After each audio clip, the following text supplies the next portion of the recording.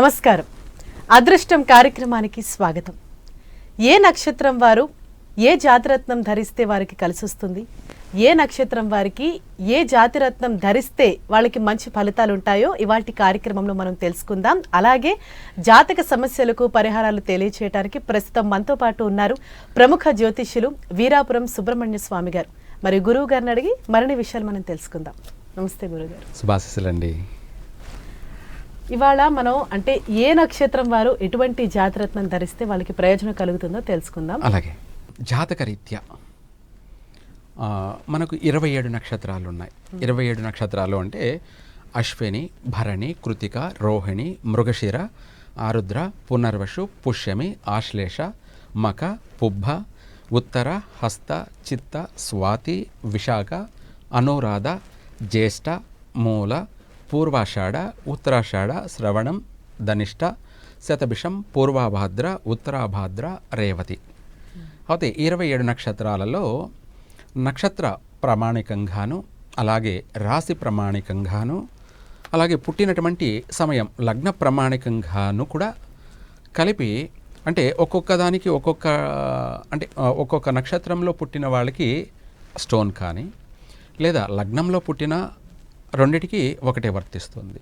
రాశి ప్రకారంగా చూసుకునేటప్పటికి కూడా 3 వర్తిస్తాయి. కానీ ఇలా మనము సర్వ విధాల మనకు ఏదైతే ఉపయోగపడుతుందో దాన్ని ధరించడమే మనకు సత్ఫలితాలని కలగచేస్తుంది. అయితే నక్షత్ర ప్రకారంగా తీసుకునేటప్పటికి అశ్విని నక్షత్ర జాతకులు, అశ్విని నక్షత్ర జాతకులు అనగా వైడూర్యము అనే జాతిరత్నాన్ని ధరించాలి. మొదటిగా వైడూర్యం అంటే పిల్లి కన్నురాయి ఉంటుంది. అంటే పిల్లి కన్నురాయి అంటే ఐడియా ఉంటుంది మీకు. రాతి పైన, ఆ రాయి పైన తెల్లని లేరు ఉంటుంది, అంటే కన్నుమారిగా. ఇంకా చెప్పాలంటే ఒక కన్నుమారిగానే ఉంటుంది చూసేదానికి.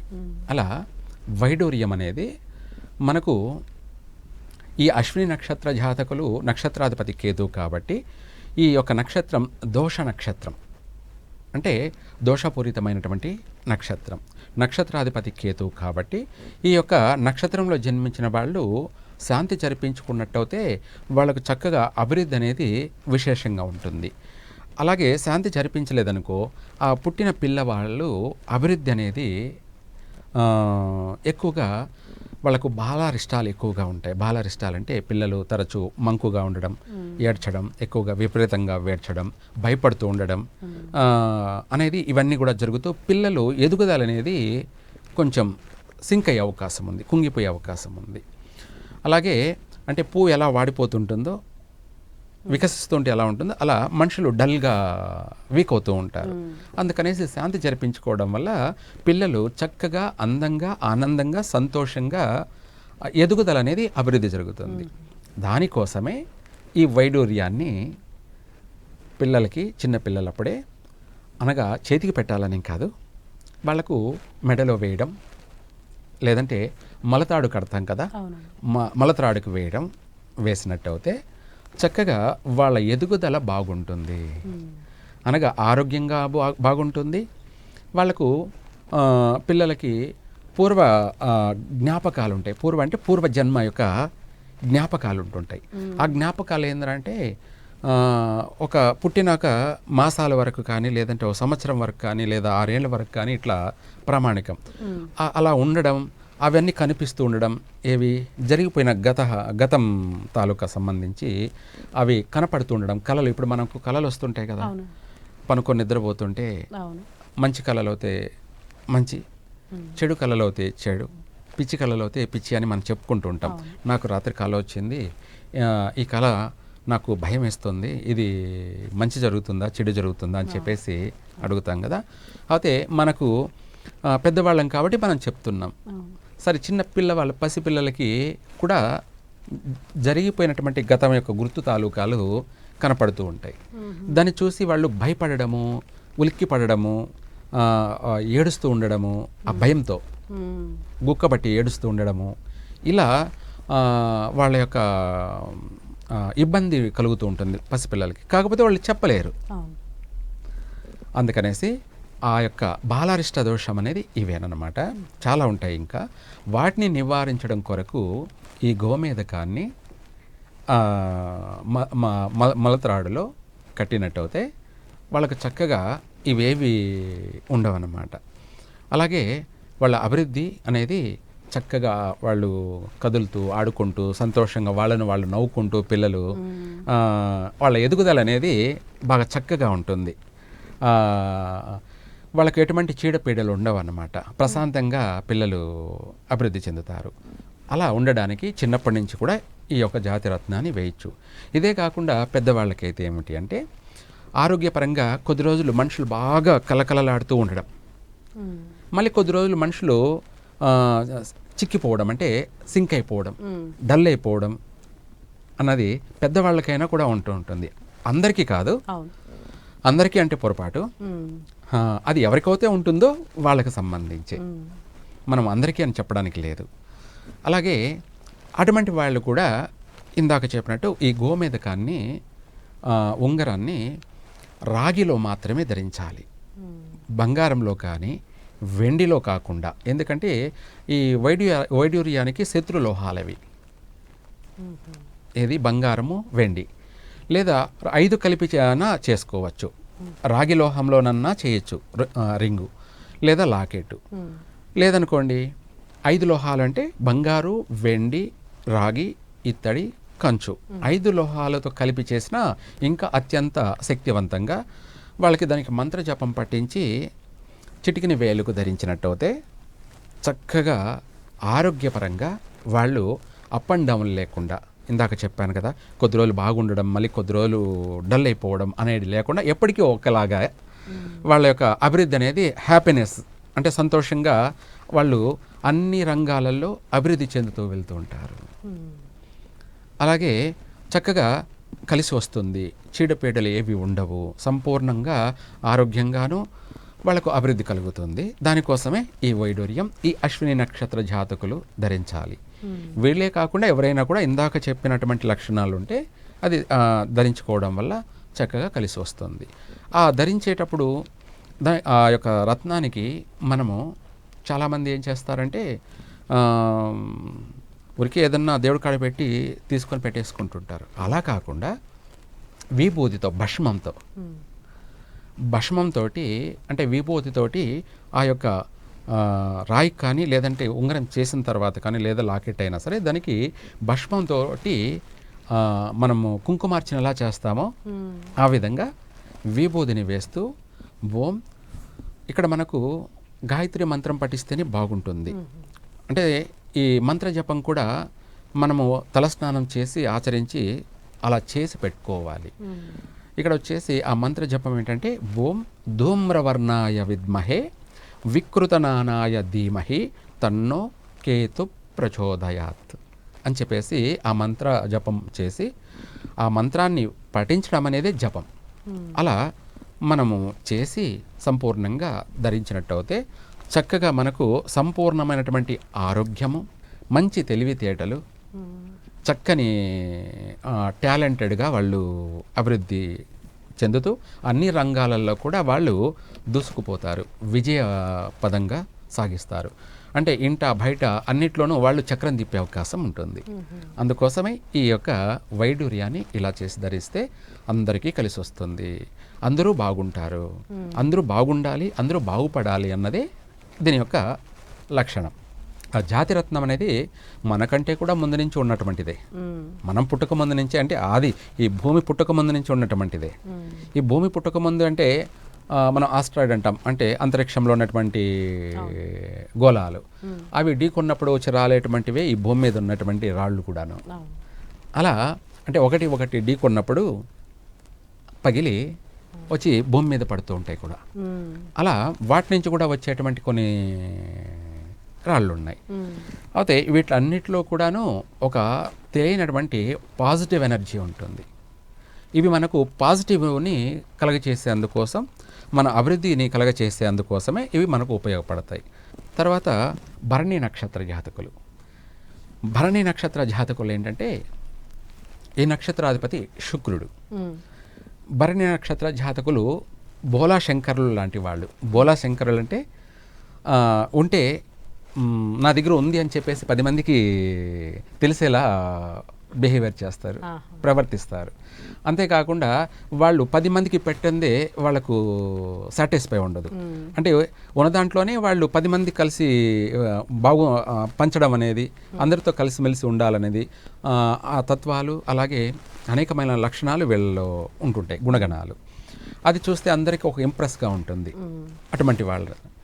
అలాగే ప్రతి దాంట్లో కూడా తొందరపాటు ఉంటుంది వీళ్ళకి, భరణి నక్షత్ర జాతకులకి. అలానే తక్కువేం కాదు, మంచి తెలివితేటలు కలిగిన వాళ్ళే. అయితే వీళ్ళ యొక్క సంసార జీవితంలో బాగుండదు భరణి నక్షత్ర జాతకులు. సంసార జీవితంలో అంటే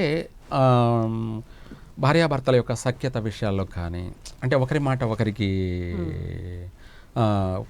పొత్తు కుదరకపోవడం, అంటే మనస్పర్ధలు అనేది, అనేకమైనటువంటి సమస్యలు ఏర్పడే అవకాశం ఉంటుంది. ఇటువంటి వాళ్ళు ఈ వజ్రాన్ని ధరించాలి. ఈ యొక్క నక్షత్రాధిపతి శుక్రుడు కాబట్టి ఆ యొక్క భరణి నక్షత్రానికి సంబంధించినటువంటి జాతిరత్నం ఏదన్నా ఉందంటే అది వజ్రం. ఆ వజ్రంలో కూడాను మనము అత్యంత విలువైనది, అత్యంత ఖరీదైనది వజ్రం కాబట్టి కోట్లల్లో ఉంటుంది దాని యొక్క విలువ. కాబట్టి మనము అంత డబ్బుని వేచించి మనం కొనలేం. కాబట్టి ముందుగా మెల్లమెల్లగా స్టెప్ బై స్టెప్ వెళ్ళాలి. అంటే మనం చిన్న పోగును ధరించవచ్చు. మగవాళ్ళు అయితే చెవిలో పోగును ధరించవచ్చు, ఆడవాళ్ళు అయితే పెళ్ళైనటువంటి వాళ్ళు ముక్కు పుడకల్లో ధరించవచ్చు, లేదు పసిపిల్లలు అయితే వాళ్ళు పోగుల్లోనే ధరించవచ్చు. అయితే ఇవి వచ్చేసి మినిమం 6 సెంట్లు కానీ 9 సెంట్లు కానీ లేదా 18 సెంట్లు కానీ ఈ వజ్రాన్ని మనము పోగు చేయించి కానీ, లేదంటే మనం ధరించే కమ్మల్లో కానీ, లేదా ముక్కు పొడుకులో కానీ చేయించి ఆ యొక్క జాతిరత్నానికి 2 మంత్రాలు పఠించాలి. ఓం భార్గవాయ విద్మహే దైత్యచార్యాయ ధీమహి తన్నో శుక్ర ప్రచోదయాత్ అని దానికి జీవం పోస్తూ ముందుగా, ఆ తర్వాత ఓం శుక్ర అరిష్టేతు సంప్రాప్తి శుక్ర పూజాంచ కారయేతు శుక్ర ధ్యానం ప్రవక్ష్యామి పతి పత్ని పీడోపశాంతి అని చెప్పేసి, అంటే భార్యాభర్తలు ఇద్దరు అన్యోన్యంగా, అలాగే ప్రేమతో ఒకరి పట్ల ఒకరికి ప్రేమ, అభిమానము, అనురాగము, ఆప్యాయత, ఒకరి పట్ల ఒకరికి విడతీయరానిటువంటి అనుబంధం, అలా వజ్రం అనేది ధరించడం వల్ల భార్య పైన ప్రేమ, అభిమానం పెరుగుతుంది. అలాగే భార్య అయినా సరే తనకైనా అలా చేయడం వల్ల భర్త ప్రేమ, అభిమానం, బయట ఎన్ని సమస్యలున్నా ఎలాంటి ఉన్నా ఇంట్లోకి రాగానే భార్య పైన ప్రేమ, అభిమానం, మంచిగా పలకరించడం, మంచి ఆలోచనలు, పాజిటివ్ ఆలోచన, ఇలా ఒకరి పట్ల ఒకరికి చాలా చెప్పుకోలేనంత అనుబంధము, అదే జీవిత బంధం. సుఖము, సంతోషము, ఆనందము, ఇది ప్రకృతి నియమము. అలాగే మీరు అడిగినట్టుగా ఏ నక్షత్రం వాళ్ళకి ఏది ఒక డిఫరెంట్ అభివృద్ధిని కలిగిస్తుంది అంటే అందులో కృత్తికా నక్షత్రం, ఇప్పుడు ఇందాక అశ్విని, తర్వాత భరణి, మూడవది కృత్తికా నక్షత్రం. కృత్తికా నక్షత్ర జాతకులు ఈ నక్షత్రాధిపతి సూర్యుడు అనమాట, కృత్తికా నక్షత్రాధిపతి. అయితే ఆరోగ్యపరమైనటువంటి విషయాలలో ఎక్కువగా అధికంగా పోటు, అంటే కళ్ళు మంటలు, తలనొప్పి, హెడేక్ అంటారు. అది చాలామందికి చిన్నప్పటి నుంచే వస్తూ ఉంటుంది. అంటే రోజు ఉండదు, ఒక్కొక్కసారి వచ్చిందంటే విపరీతమైనటువంటి తలపోటు. ఇటువంటి వాటన్నిటినీ కూడా ఆరోగ్యపరంగా ఏర్పడేటువంటి లోపాలు. ఇందులో కూడా కొన్ని రకాలుగా ఉన్నాయన్నమాట. ఇప్పుడు ఏంటంటే కొత్తగా గ్యాస్ ఫామ్ కావడం వల్ల కూడా హైటెక్, తలనొప్పి, నరాలు అన్నీ కూడా వస్తుంటాయి. అది అలా కాకుండా అది పుట్టుకతో చిన్నప్పుడే కూడా వచ్చేటువంటి లక్షణాలు. అది గ్రహదోష ప్రభావం వల్ల బాల్యంలోనే వస్తూ ఉంటాయి కూడా చాలామందికి. అయితే ఇక్కడ ఎంతటి అనారోగ్య సమస్య అయినా, నేత్ర బాధలు కానీ, అలాగే తలకు సంబంధించినటువంటి మన హెడ్ సంబంధించే కాకుండా శరీర పెయిన్స్, బాడీ పెయిన్స్ అన్నీ ఉంటుంటాయి. చాలామందికి కీళ్ళ నొప్పులు, బాడీ పెయిన్స్ అన్నీ కూడా కలుగుతూ ఉంటాయి. ఇవన్నీ కూడా చిన్నప్పుడే కలిగే అవకాశాలు ఎక్కువగా ఉన్నాయన్నమాట. అటువంటి వాటన్నిటిని కూడా నివారించేటువంటిది కెంపు. ఇదే కాకుండా మనకు ఆరోగ్యపరంగా చక్కని ఆరోగ్యాన్ని కలగచేసేది, తర్వాత గ్రహదోషాలన్నింటినీ కూడా నివారణ చేసేది, చక్కని అభివృద్ధిని కలగచేసేది కెంపు. ఇదే కాకుండా మనకు చక్కగా పితృదోషాలను కూడా నివారణ చేస్తుంది. పితృదోషాలని, మాతృదోషాలని, ఇటువంటి వాటన్ని కూడా చక్కగా నివారణ చేసేటువంటిది కెంపు. ఈ కెంపు వచ్చేసి మనము ఆదివారం రోజున ఈ మంత్రాన్ని పఠించి ఓం ఆదిత్యాయ విద్మహే సహస్రకిరణాయ ధీమహి తన్నో సూర్య ప్రచోదయాత్ అని ఆ మంత్రం, దాంతోపాటు ఓం సూర్య అరిష్టేతు సంప్రాప్తే సూర్య పూజాంచకారయేత్ సూర్యధ్యానం ప్రవక్ష్యామి మమ ఆత్మపీడోపశాంతి. అనగా మన ఆత్మ అన్నది ప్రాణం. ఆత్మ క్షోభిస్తూ ఉండడం, బాధపడుతూ ఉండడం, దుఃఖిస్తూ ఉండడం అన్నది ప్రతి మనిషిలో పీడకు లోనవుతూ ఉంటారు. అంటే ఆత్మక్షోభ అంటారు. అది బాధపడుతూ ఉన్నటువంటి వాళ్ళకి ఈ కెంపుని చక్కగా ఇందాక చెప్పినట్టు కుంకుమ, మెరూన్ కుంకుమతో, రెడ్ కాకుండా మెరూన్ కుంకుమతో, పసుపు కుంకుమతో ఇందాక మంత్రాలు పఠించి కుంకుమార్చనలాగా చేసి ఆ యొక్క రత్నాన్ని మనము ధరించినట్టయితే చక్కగా ఆత్మ ప్రశాంతత, ఆత్మ ప్రశాంతత, ఆత్మశాంతి కలుగుతుంది. అలాగే ఆరోగ్యం కూడా బాగుంటుంది, అభివృద్ధి కూడా చక్కగా కలుగుతుంది. అలా ఈ కెంప్ అనేది మనకు సర్వ విధాల కూడా ఉపయోగపడుతుంది. రూలింగ్ చేస్తుంది కూడా. ఏమిటి లీడర్షిప్ని కలగచేస్తుంది. లీడర్షిప్ అంటే మనం ఏమిటి, ఓ సీఎంఓ పిఎంఓ కావాలని కాదు. స్కూల్లో అయినా లీడర్షిప్ని కలగచేస్తుంది. అన్నిట్లోనూ వాళ్ళని ఒక లీడర్ పొజిషన్లో చూస్తుంది. అలా సర్వ విధాల మనకు అభివృద్ధిని కలగచేసేదే కెంపు. అందులో కృతికా నక్షత్ర జాతకులకి కూడా అటువంటి యోగం ఉంటుంది. ఏది, లీడర్షిప్ యోగం ఉంటుంది. దానికి తోడు దైవానుగ్రహాన్ని, అంటే భగవంతుని సపోర్ట్ తీసుకోవడం వల్ల అది కాస్త బాగా డెవలప్మెంట్ అవుతుంది. అయితే ఏది ఏమైనా చుట్టుపక్కల వాళ్ళని నమ్ముకోవడం కన్నా ఎవరైనా సరే భగవంతుని నమ్ముకోవడమే ఏ రోజైనా వాళ్ళకి 3 పూలు 6 కాయల అభివృద్ధి కలుగుతుంది. దైవానుగ్రహం అనేది ఇంపార్టెంట్, అది శాశ్వతమైంది కూడా. ఇప్పుడు మనము బిచ్చగాడు గుడి దగ్గర పోయే వాళ్ళందరినీ అయ్యా భిక్షాం దేహి అని అడుక్కుంటూ ఉంటాడు. మనము ఉంటే వేస్తాము, ఈరోజు లేకపోతే మళ్ళీ ఇంకోసారి వెళ్ళినప్పుడు మళ్ళీ అడిగినప్పుడు అయ్యో వేద్దాం, దానం చేస్తే మన కర్మలు పోతాయి, మన పాపాలు పోతాయి అని చెప్పి మనం దానం చేస్తాం. అయితే ఇక్కడ మన పాపాలు, మన కర్మలు పోతాయని దానం చేసాం. అదే మనం డైరెక్ట్గా భగవంతుడిని యాచిస్తే, అంటే మనం భిక్షగాడు అనుకొని భగవంతుని వేడుకుంటే భగవంతుని దృష్టిలో మనం బిచ్చగాడం. అక్కడ గుడికాడు ఉన్నటువంటి వాడు మనం వచ్చే వాళ్ళకి బిచ్చగాడైతే మనం డైరెక్ట్గా దేవుడికే. అందుకనేసి మనం దేవుడిని ప్రార్థిస్తే ఆయన ఇచ్చేటువంటి దానం ఎలా ఉంటుందంటే, మనకు మనసు ఉంది కాబట్టి బిచ్చగాడికి దానం చేస్తాం. అలాగే భగవంతుడికి కూడా మనసు ఉంది, ఆయన దానం చేస్తాడు. ఆ దానం ఎలా ఉంటుందంటే 7-14 తరాల వరకు అభివృద్ధినిస్తుంది. దాన్నే వంశాభివృద్ధి అంటారు. అలా ఆ యొక్క మహావిష్ణువు అనుగ్రహం అనేది సంపూర్ణంగా కలుగుతుంది ఆ కెంపు ధరించడం వల్ల. చక్కగా వాళ్ళకు కీర్తి ప్రతిష్టలు, ఆరోగ్యము, ఐశ్వర్యము, మనకేం కావాలి ఇంపార్టెంట్ అయినవన్నీ కూడా వచ్చేస్తాయి. అలా కీర్తిని సంపాదించి పెట్టేదే ఈ యొక్క కెంపు. అలాగే మరి రోహిణి నక్షత్రం గురించి తెలియచేద్దాం. తర్వాత ఇందాక చెప్పుకున్నట్టు రోహిణి నక్షత్రం ముత్యం గురించి చెప్పాం. రోహిణి నక్షత్ర జాతకులు ముత్యాన్ని ధరించాలి. ఈ ముత్యాన్ని ధరించినట్టయితే వాళ్లకు శరీరం అధిక వేడి ఉష్ణం అంటే కలిగిందనుకోండి, ఫీవర్ వస్తుంది. ఫీవర్ ఎందుకు వస్తుంది అంటే శరీరంలో వేడి ఉష్ణం పెరిగిందంటే అది పైనే కాకుండా ఇన్డెప్త్గా వెళ్ళిపోతుంది. అప్పుడు సర్వేంద్రియాలంటే బ్రెయిన్కి కానీ లేదా అన్నిటికీ వేడి అనేది పెరిగిపోయిందంటే అది విపరీతమైనటువంటి జాయింటిస్ అని చెప్పడం కానీ లేదంటే అధికమైనటువంటి ఉష్ణం వల్ల ఏర్పడేటువంటి జ్వరం, ఫీవర్. ఆ ఫీవర్ అనేది కాస్త బ్రెయిన్ దాకా వెళ్ళిపోయిందంటే కష్టం. అందుకనేసి ఆ ఫీవర్ ఆ ఉష్ణాన్ని తగ్గించాలి అంటే ఈ ముత్యాన్ని ధరించాలి. జ్వర పీడితులు కాకుండా కాపాడుతుంది, అలాగే కూల్ చేస్తుంది. మనకు ఎంతవరకు ఆరోగ్యాన్ని కలగచేయాలో అంతవరకు ఆరోగ్యాన్ని కలగచేసేదే ముత్యము. ఇదే కాకుండా మనసు అనేది పిచ్చి పిచ్చిగా ఆలోచనలు లేకుండా, అంటే మనం ఇప్పుడు ఒక ఆలోచనలో ఉండగా మరి కొద్దిసేపటికి మారిపోతాం, ఇంకొక ఆలోచనలోకి వెళ్ళిపోతాం.